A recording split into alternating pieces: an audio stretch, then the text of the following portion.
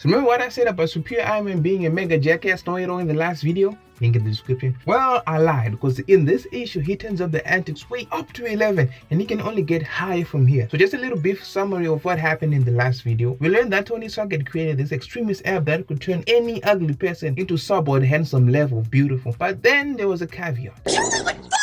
It had a 24-hour trial period that when it ended, everybody got back to their normal selves, and he was charging a whopping $100 a day to keep it going. Greedy ass motherfucker. It was like a drop to the people and the people were hooked. And let's be honest, not everybody's in the position to dish out $100 a day so that they could get to be beautiful, and this will get people desperate. And we all know what desperate people do in desperate situations, as we pick up in Daredevil in San Francisco stopping a mugging in an alleyway. The robber is just a teenager who is desperate to get enough money to keep paying the extremist app. Remember what we were talking about, desperation? The woman who was robbed takes a pic of the kid and posts it on the internet as Daredevil decides to go confront Tony Stark about this fallen utopia he's created for himself, and he does just that. But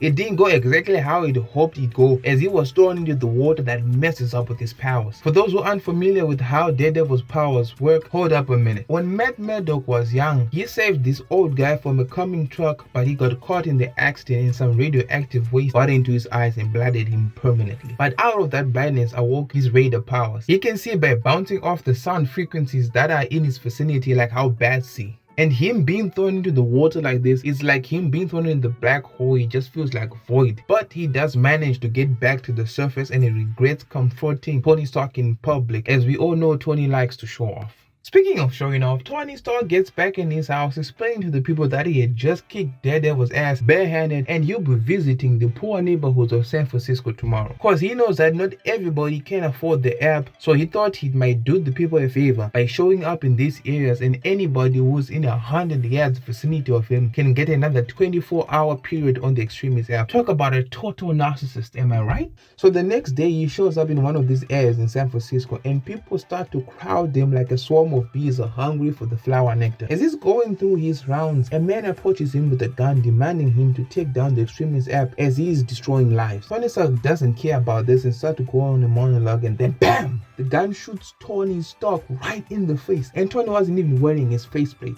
So then this crowd of Tony lovers swarms this guy, but he is immediately grabbed by Tony Stark, who yanks him into the air. Symbiote technology, remember? Up in the air, Tony scans this guy and finds out who this guy really is. He is the father of that kid we saw in the first panel. He's just a dad looking to redeem his son's action in a very dumb way, I might say. But Tony takes advantage of the situation and blackmails this guy. He tells him that if he downloads the extremist app on his phone and uses it on himself, he will delete the picture of his son from the internet and even from the woman who took the picture. Dick move, Tony. This is a very dick move. The father is hesitant as he knows that he will get addicted to the app, but agrees because all he came here to do was save his son's image, and that's one more addicted person in San Francisco. They come down like it was nothing and everything was just part of the show, and everybody starts to cheer. But right there inside the crowd, we see that Murdock was there listening, and he heard everything that everybody on the ground did not hear. We switch over later that night with the Daredevil sneaking into Tony Stark's home again, but this time everybody is wasted on the ground drunk, including Tony. Daredevil drugs Tony with something to knock him out so that he can kidnap him out of his own house. However, his defense systems are not online, which is a weird thing, I might add. The most funny shit occurs as he's making his way out. A woman wakes up and asks him why he's taking Tony Stark away, and he just tells her this is how they do team up these days, and she's just like,